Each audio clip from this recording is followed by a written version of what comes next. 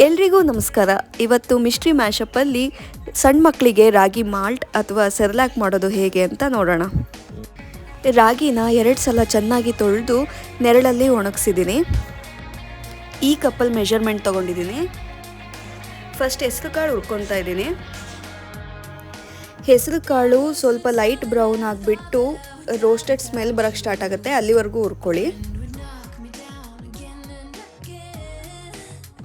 ಹೆಸರು ಕಾಳು ಕೆಂಪತ್ತಿದೆ ಮತ್ತು ಸ್ಮೆಲ್ ಬರ್ತಾ ಇದೆ, ಸೊ ಇದನ್ನು ತಗೊತಾ ಇದ್ದೀನಿ. ನೆಕ್ಸ್ಟ್ ಉದ್ದಿನಬೇಳೆ ಹುರ್ಕೊತಾ ಇದ್ದೀನಿ. ನಾನು ಎಲ್ಲ ಪದಾರ್ಥನೂ ಎಲ್ಲ ಐಟಮ್ಸ್ನೂ ಅದೇ ಕಪ್ಪಲ್ಲೇ ಒಂದೊಂದು ಕಪ್ ಅಂತ ಮೆಷರ್ಮೆಂಟ್ ತೊಗೊಂಡಿದ್ದೀನಿ.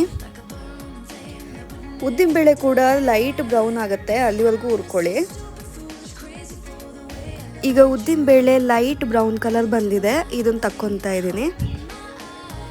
ನೆಕ್ಸ್ಟ್ ಕಡಲೆಬೇಳೆ ಹುರ್ಕೊತಾ ಇದ್ದೀನಿ. ಡಿಸ್ಕ್ರಿಪ್ಷನಲ್ಲೆಲ್ಲ ಇಂಗ್ರೀಡಿಯೆಂಟ್ಸ್ ಮೆನ್ಷನ್ ಮಾಡಿದ್ದೀನಿ, ಚೆಕ್ ಮಾಡಿ.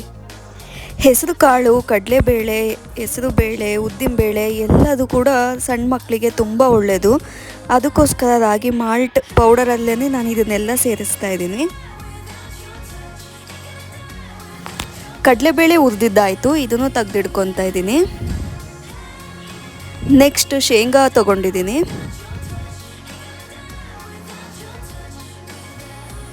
ನಾನು ರಾಗಿ ಮಾಲ್ಟ್ ಮಾಡೋದು ಹೇಗೆ ಅಂತ ನೆಕ್ಸ್ಟ್ ವಿಡಿಯೋದಲ್ಲಿ ತೋರಿಸ್ತೀನಿ. ದೊಡ್ಡವರು ಪೀನಟ್ ಬಟರ್ ಕನ್ಸ್ಯೂಮ್ ಮಾಡ್ತಾರೆ, ಅದೇ ರೀತಿ ಸಣ್ಣ ಮಕ್ಕಳಿಗೆ ಶೇಂಗಾನ ಈ ಥರ ಹುರಿದ್ಬಿಟ್ಟು ರಾಗಿ ಮಾಲ್ಟ್ಗೆ ಮಿಕ್ಸ್ ಮಾಡಿದರೆ ಪೀನಟ್ ಬಟರ್ ಆಲ್ಟರ್ನೇಟಿವ್ ಆಗುತ್ತೆ.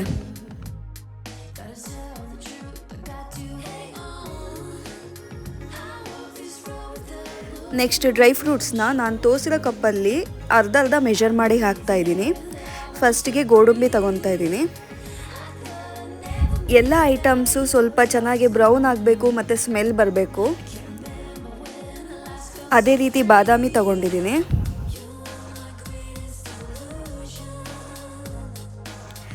ಒಂದು ಕಪ್ ಅಕ್ಕಿ ಹುರ್ಕೊತಾ ಇದ್ದೀನಿ.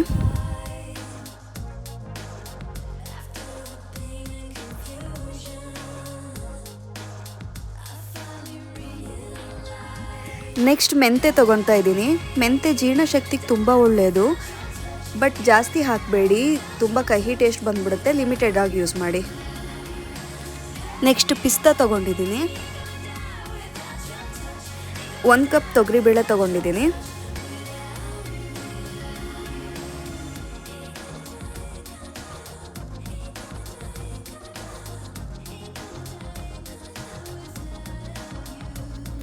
ನೆಕ್ಸ್ಟ್ ಮಕಾನ ಹುರ್ಕೊತಾ ಇದ್ದೀನಿ. ಇದು ಕೂಡ ಸ್ವಲ್ಪ ಕೆಂಪಗಾಗಬೇಕು ಮತ್ತು ಪ್ರೆಸ್ ಮಾಡಿದಾಗ ಪುಡಿ ಆಗಬೇಕು, ಅಲ್ಲಿವರೆಗೂ ಹುರ್ಕೊಳ್ಳಿ.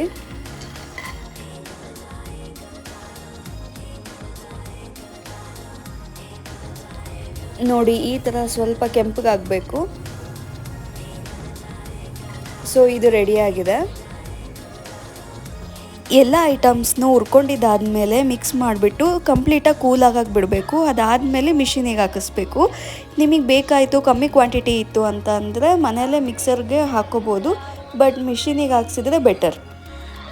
ಮಿಷಿನಿಂದ ಹಿಟ್ಟು ಹಾಕಿಸ್ಕೊಂಬಂದಾದ್ಮೇಲೆ ಕಂಪ್ಲೀಟಾಗಿ ಕೂಲ್ ಆಗಕ್ಕೆ ಬಿಟ್ಟು ಅದಾದಮೇಲೆ ಇನ್ನೊಂದು ಸತಿ ಮನೆಯಲ್ಲಿ ಜರಡಿ ಹಿಡಿದ್ರೆ ಬೆಟರ್. ಯಾಕೆಂದರೆ ಸಣ್ಣ ಪುಟ್ಟ ಕಾಳಾಗಿರ್ಬೋದು ಅಥವಾ ಡ್ರೈ ಫ್ರೂಟ್ ಆಗಿರ್ಬೋದು ಫಿಲ್ಟ್ರ್ ಔಟ್ ಆಗೋಗುತ್ತೆ.